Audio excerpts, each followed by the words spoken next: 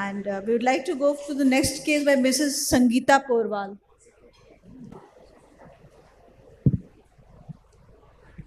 Mrs. Sangeeta Porwal, she's there. Good afternoon, everybody. Grateful to Dr. Rakesh Gupta and the faculty of JROP. Today, I'll be presenting a case today which actually looks simple. Now, we'll just have a look at the history of the patient. This patient was admitted with recent dyspnea on exertion, worsening of exercise tolerance. He had a surgery in childhood for hole in heart. He did not know about it, like which surgery it was, because it was done in when the baby was very small, and possibly it was a PDA ligation or maybe an ASD closure, because we were not really able to see on the heart. The saturation on room temperature was 92%, and systolic BP on a little higher side, that was 180/100. ECG showed biventricular hypertrophy. He had loud P2 and systolic murmur all over the pulmonary area, which was radiating to the left back. Now, his earlier echo, which was done outside, showed signs of pulmonary hypertension. Now, the causes of pulmonary hypertension, first thing would be the left side, like maybe a mitral stenosis, a membrane, or IHD, whatever. Second, alveolar pathology, that is COPD and so on. Third would be pulmonary hypertension, that is caused because of SLE, HIV, like patients which come to us for PPHN. Left-right shunt, for if there is an ASD or anything on the right side. And of course, one more, which is pulmonary artery branch stenosis, which we need to see very carefully. Now, we'll just have a look at the echo. So as we see, you can see a significant LV hypertrophy. The septum is more hypertrophied than the posterior wall. The first impression looked like, whether this is a hypertrophic cardiomyopathy. Now you can see a lot of hypertrophy, but then what was more seen was the hypertrophy in the right RVOT. If you see, there is a lot of hypertrophy in the RVOT. LV short axis, some flattening of the septum, otherwise the LV function is rather hypercontractile, and a lot of RV hypertrophy. On color, some LVOT turbulence there, but then there was not much of gradient there. No SAM, minimal MR. You can see even in the RVOT, the flow is not very turbulent. Pulmonary artery, a systolic notching at the pulmonary valve. Pulmonary artery is dilated. RVOT here appears to be clean in the sense there is no muscular ridge there or any obstruction. We'll see on the color. Once you put the color, now normal blue flow is seen, which indicates there is no valvular pulmonary stenosis.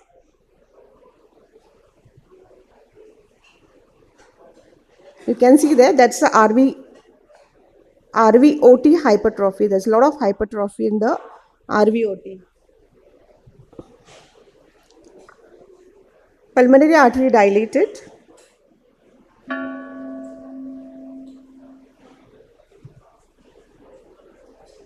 Here looks, you can see the pulmonary valve flow is quite normal.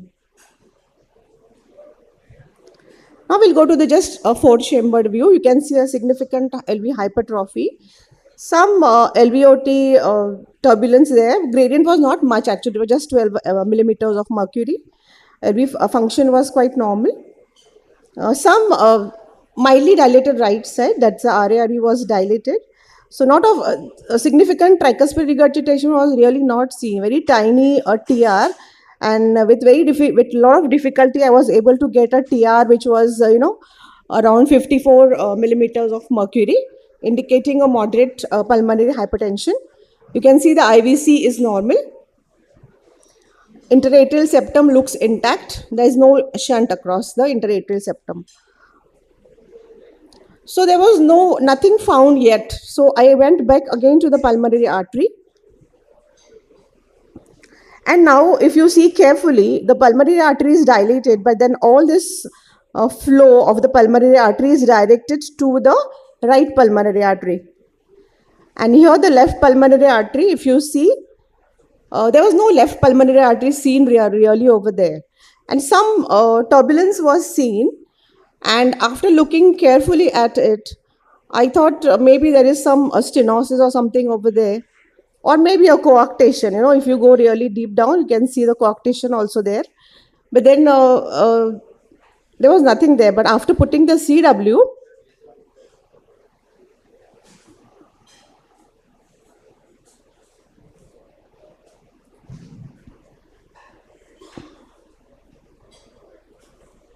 so just trying to visualize the left pulmonary artery. Very tiny opening was seen, rather an atretic sort of a pulmonary artery. And after putting the CW, I could get a gradient there of maybe around 40 millimeters of mercury. Yes, done.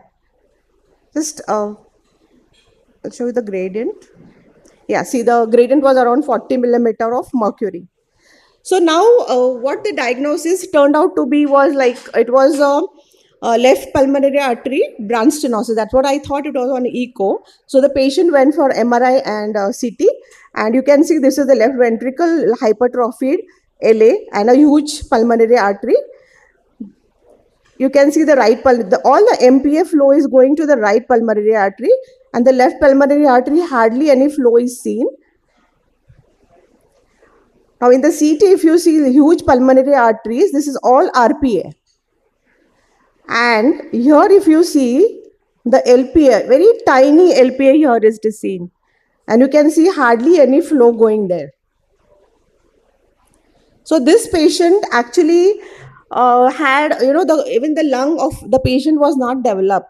So the take-home message is this: the left pulmonary artery branch stenosis is often residual of some congenital anomaly. Echo, CT scan, MRI can give you a complete picture. Adult LPA stenosis is hidden cause of PH. Timely recognition saves the RV and pressures in the lung function.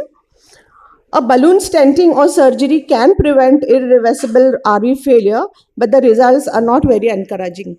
Thank you.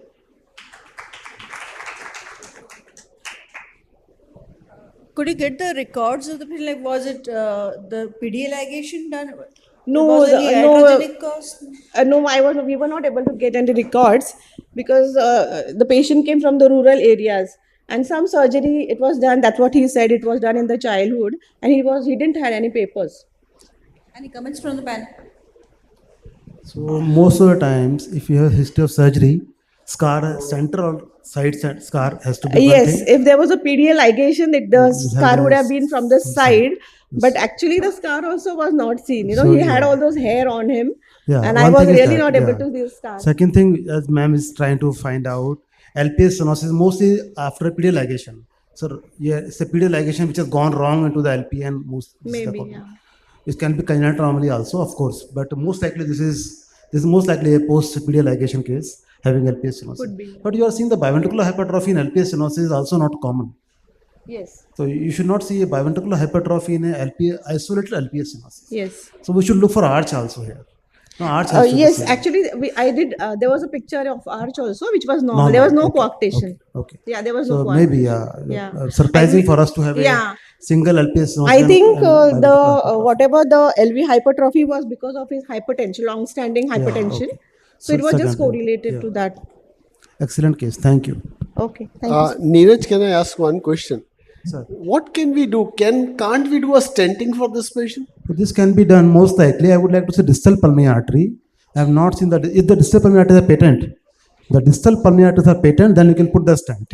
Even if we have done a ligation by chance, suppose we do a stenting and we may find a result, that's something unusual, Yeah. rather than leaving it for lung transplantation and everything. Yes. And that's what I was saying to her also, and to Dr. J.S. Hiramat also at Pune.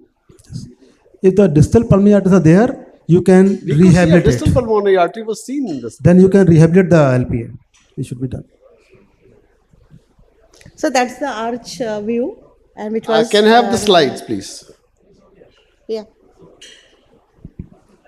Thank you, sir. Great case. Should I call Dr.